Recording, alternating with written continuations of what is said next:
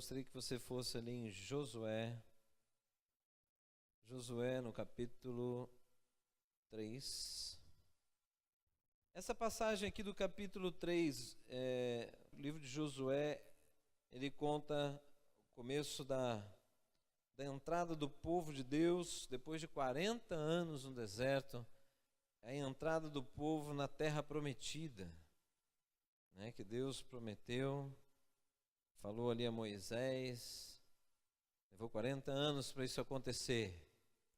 Era para ser menos, Deus justificou essa demora, né, dizendo que uma geração ia ficar no deserto porque era uma geração de dura cerviz. Sabe o que significa dura cerviz?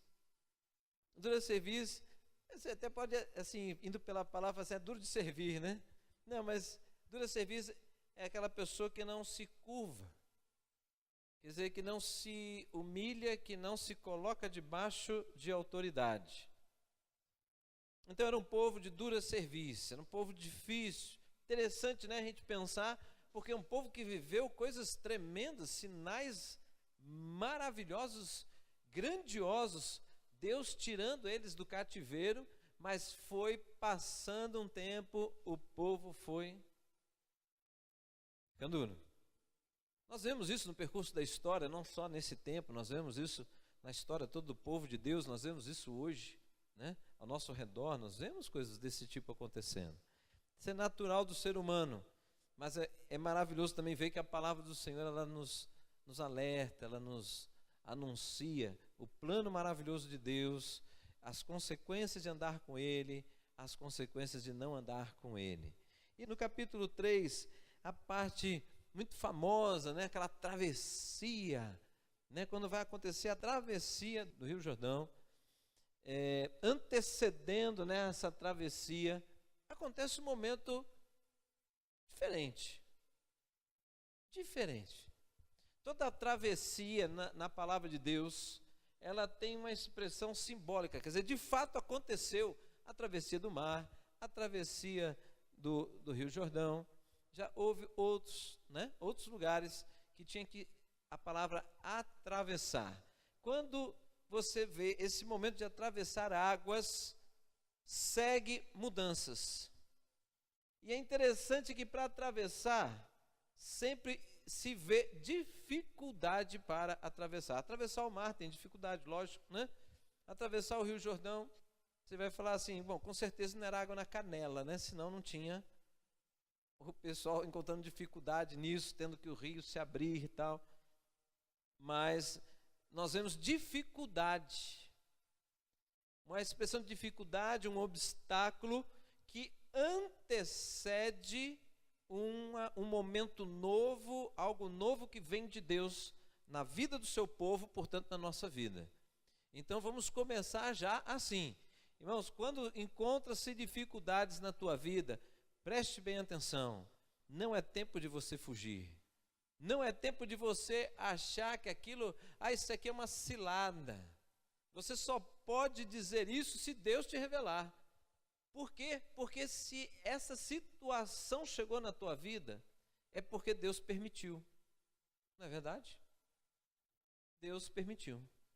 Por mais difícil que você esteja achando a situação, não quer nem pensar isso de Deus, porque, como é que Deus me permite que eu fique numa aflição dessa?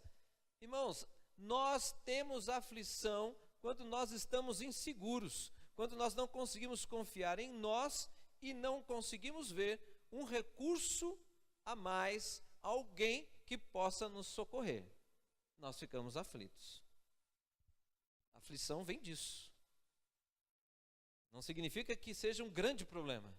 Tanto é que quando nós começamos a ser pessoas experientes em lidar com os problemas da vida, e vem pessoas nos procurar, aí cai a ficha, né? Cai a ficha quando você, meu Deus, mas lá atrás foi um momento tão difícil, agora eu estou aqui explicando com tanta naturalidade. Por quê? Porque já não é mais algo novo, que amedronta, você já tem experiência, né? Então, chega nesse momento aqui, vamos atravessar o Jordão, né?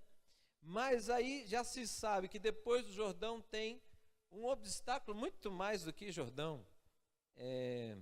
Cidade de... Então vamos lá, vamos ler aqui. Capítulo 3, vamos pegar do verso 1 para vocês não ficarem fora de sintonia aí. Travessia do Jordão. De manhã, bem cedo, Josué e todos os israelitas partiram de Sitim e foram para o Jordão, onde acamparam antes de atravessar o rio. 3 dias depois, os oficiais percorreram o acampamento e deram esta ordem ao povo: quando virem a arca da aliança do Senhor, o seu Deus, e os sacerdotes levitas carregando a arca, saiam das suas posições e sigam-na. Mas mantenham a distância de cerca de 900 metros entre vocês e a arca. Não se aproximem. Desse modo, saberão que caminho seguir, pois vocês nunca passaram por lá. Josué ordenou ao povo: santifiquem-se, pois amanhã o Senhor fará maravilhas entre vocês.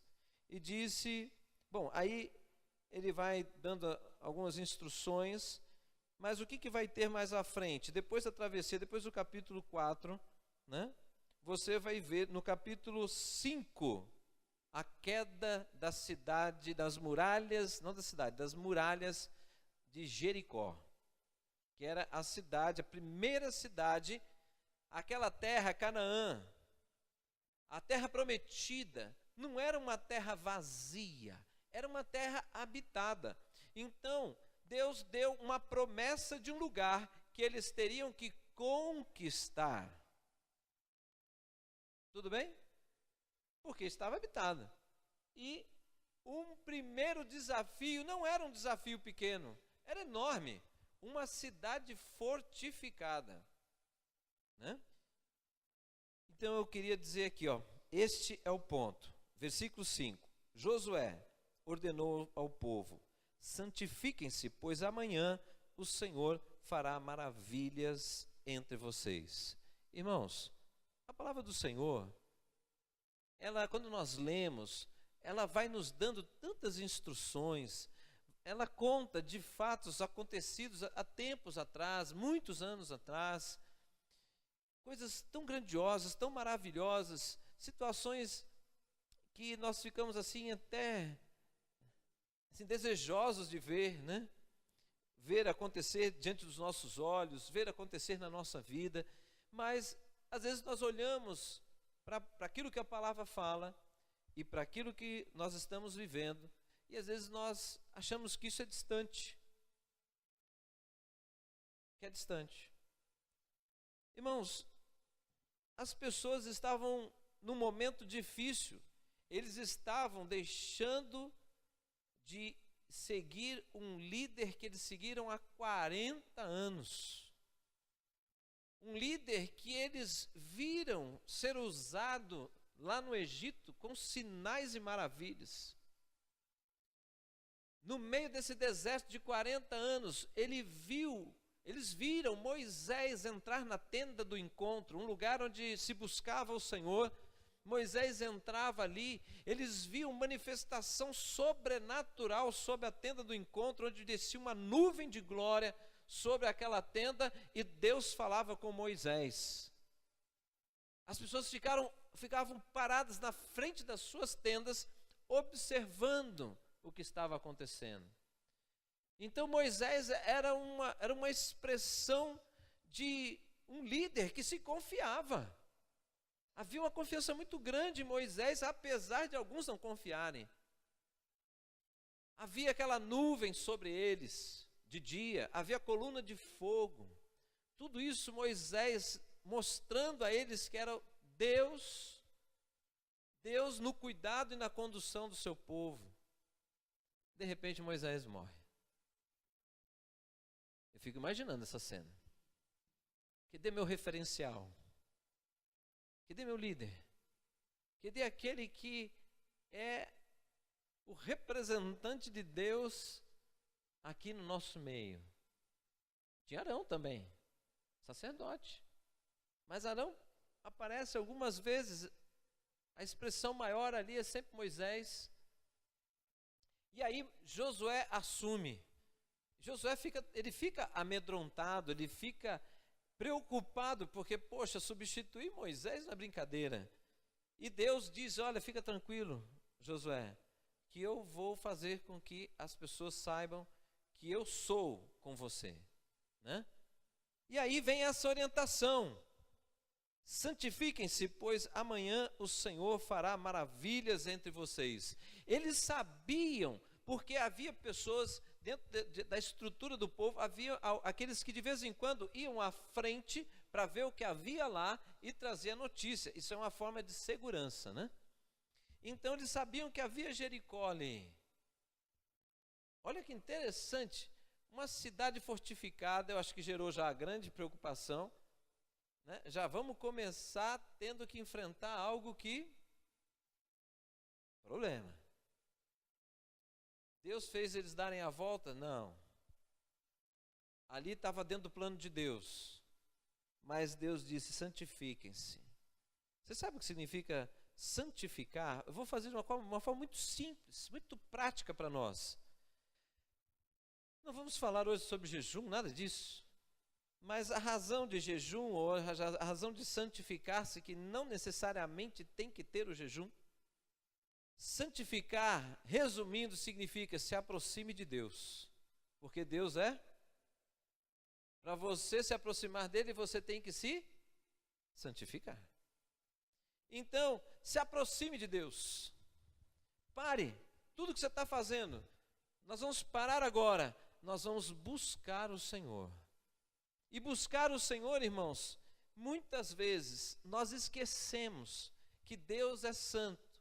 E no nosso momento de oração diária, no nosso devocional, é um momento fundamental, antes de qualquer coisa, eu chegar diante de Deus, me aquietar e falar, Senhor, me perdoe.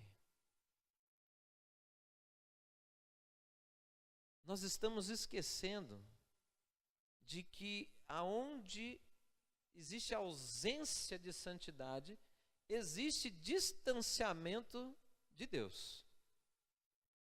Eu preciso exercitar diariamente a humildade. Humildade não é falta de bens. Humildade é saber quem você é, assumir quem você é e assumir o que você precisa. Estão entendendo, irmãos? Então, aqui, santifiquem-se, pois amanhã, quem vai fazer? Quem que vai fazer? O Senhor. Irmãos, se aproximar de Deus, nós ganhamos tempo. Olha o que aconteceu aqui, 40 anos no deserto. Aquele negócio de, agora é Canaã, é minha e ninguém tira, né? E vamos entrar em Canaã. Puxa vida, obstáculo. Quantas coisas nós queremos na nossa vida, mas encontramos algumas coisas que parece que tiram a paz de conquistar coisas. Irmãos, isso vai sempre existir na nossa vida.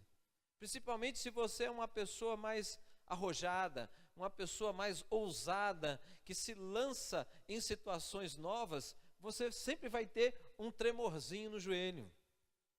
Porque e se eu me der mal, né? E se eu fui além do que deveria? Coisas desse tipo. Mas aqui o povo de Deus parou e foi buscar o Senhor e uma orientação de Deus, portanto. Quando vamos buscar a Deus, a gente está aberto para ouvir o que Deus tem para nos dizer. Eles fizeram um dia, onde pararam tudo. Parar tudo, irmãos, é parar tudo. Não foi trabalhar, não, naquela época o jejum é até criança não come, sabia? Não servia os animais, nada, só buscando o Senhor. Então entenda a profundidade dessa busca, né? Não é uma oração de 15 minutos, não é isso. Aqui foi uma profundidade, diante de um grande desafio, gigantesco, uma expectativa enorme, né? Deus deu essa orientação a Josué. Josué seguiu. Irmão, se você ler o restante, é algo tremendo, coisa tremenda. Uma cidade fortificada cai sem bazuca, sem dinamite, né? Cai porque Deus orienta o povo a fazer uma coisa que parecia nada a ver. Ficar rodeando a cidade, né? Rodeando a cidade. Depois chega uma hora que rodeia e grita. Aí as muralhas caem. Você fica assim, o que isso tem a ver? Eu já perguntei para físico, né? Se isso poderia ter alguma explicação física da coisa. Até pode, mas... Aí fomos ver a espessura das muralhas. Irmãos, não é um bloco de 10, como os pedreiros falam, né? Não é o bloco de 10 centímetros, nem bloco de 15. Em algumas cidades fortificadas, para você ter ideia, pessoas que tinham menor posse, elas moravam nas muralhas. Então, para você entender, às vezes havia uma largura que tinha. Não estou dizendo que Jericó era assim, que eu não tenho dados para isso.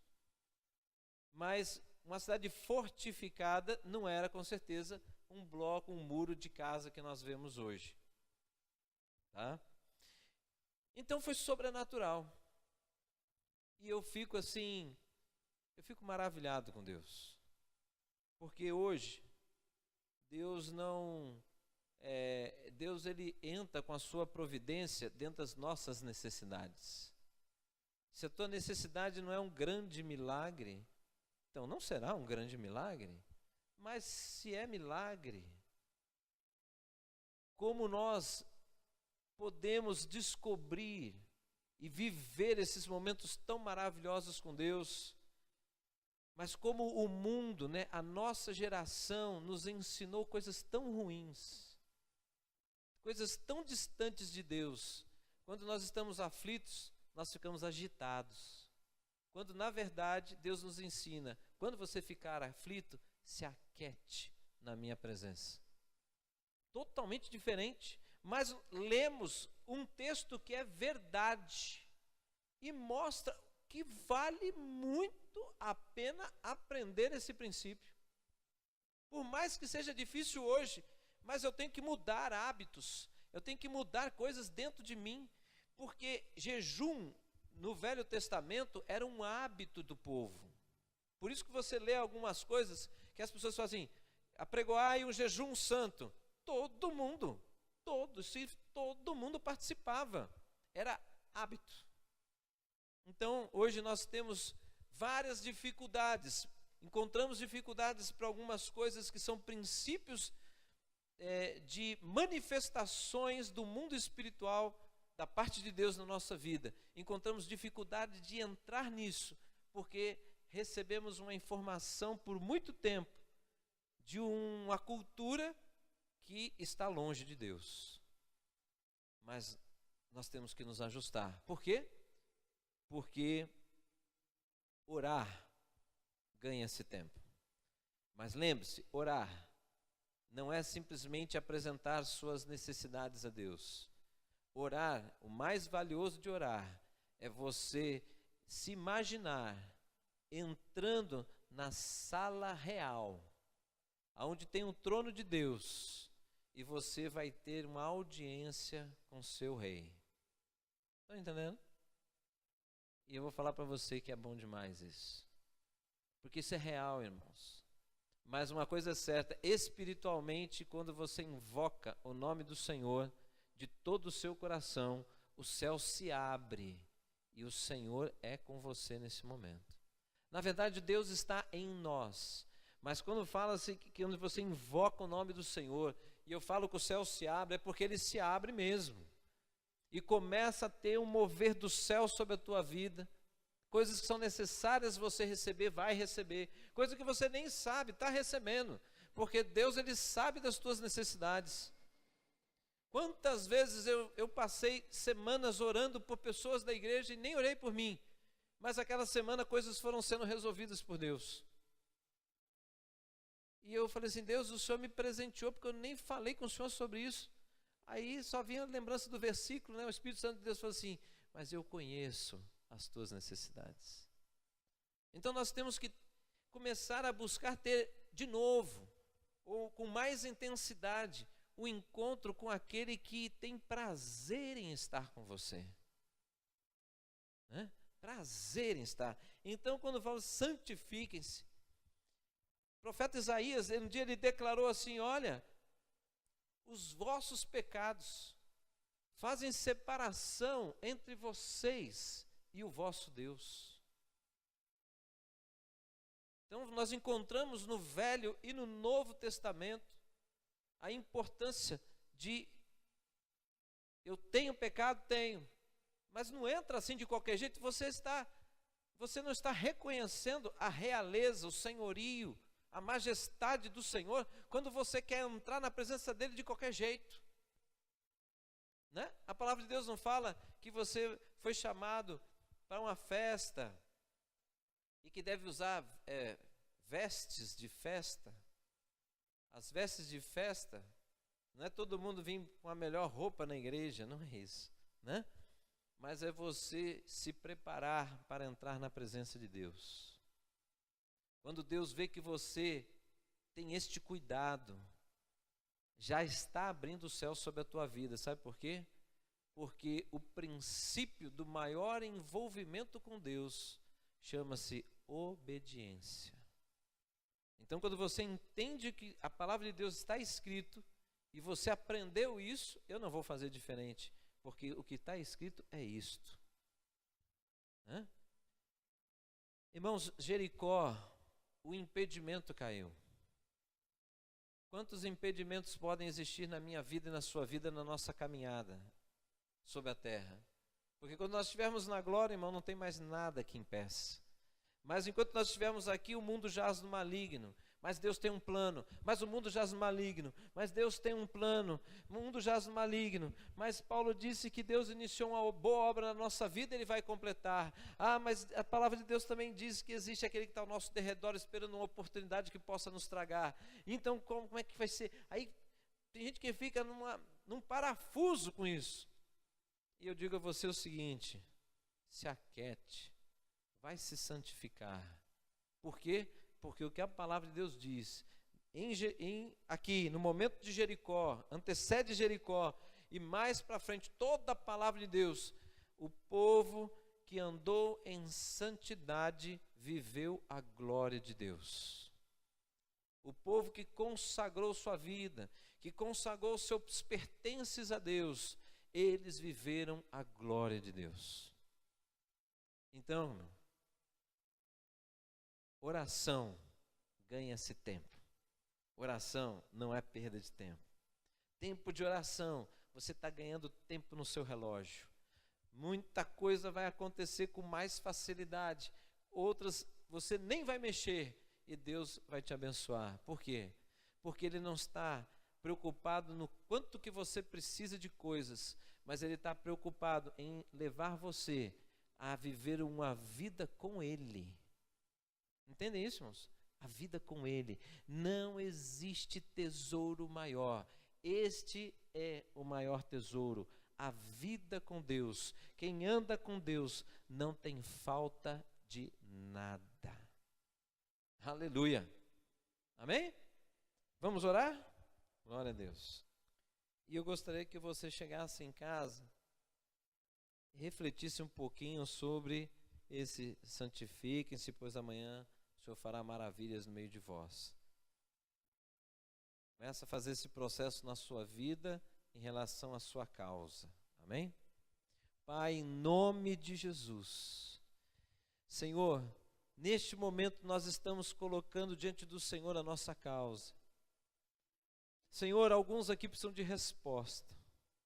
Outros precisam da intervenção do Senhor na vida financeira, alguns em projetos que passam na sua mente, mas não existe uma segurança, uma tranquilidade de se lançar nesse projeto. Outros, Deus, estão com causas que precisam ser resolvidas, questões familiares, questões no trabalho, pessoas que às vezes se levantam contra nós, que tentam roubar aquilo que deveria ser, Senhor, a colheita de um investimento na nossa vida profissional. Senhor, o Senhor sabe de cada detalhe, e o que nós sabemos, Deus, é que toda e qualquer causa apresentada para o Senhor, nenhuma delas é suficientemente grande que o Senhor não possa fazer, que o Senhor não possa agir, que o Senhor não possa nos dar a vitória. Por isso, não existe nenhuma outra pessoa que vale a pena buscar e entregar nas mãos, a não ser o Senhor, Pai. E nós confiamos nesta noite a nossa causa, pedindo que o Senhor Deus considere a nossa causa diante de Ti, pedindo que o Senhor, Pai, glorifique o Teu nome na nossa causa, para que nós possamos sair vibrantes, Deus, alegres, e daqui a algum tempo dizendo: o Senhor veio ao meu favor. E mais uma vez possamos adorar e glorificar o Senhor. Que assim seja, Senhor, sobre a vida de cada um que está aqui, em nome de Jesus. Se houver portas fechadas, sabemos que o Senhor é aquele que abre. Portanto, Deus supre a cada um conforme as suas necessidades, que o Teu nome seja adorado, que o Teu nome seja reconhecido, que o Teu nome seja temido, que o Teu nome seja adorado, Senhor, em nome de Jesus. Amém, irmãos? Vamos dar uma salva de palmas gostosa para o Senhor. Aleluia, glória a Deus. Que o Senhor seja mais uma vez exaltado em nome de Jesus. Amém, irmãos.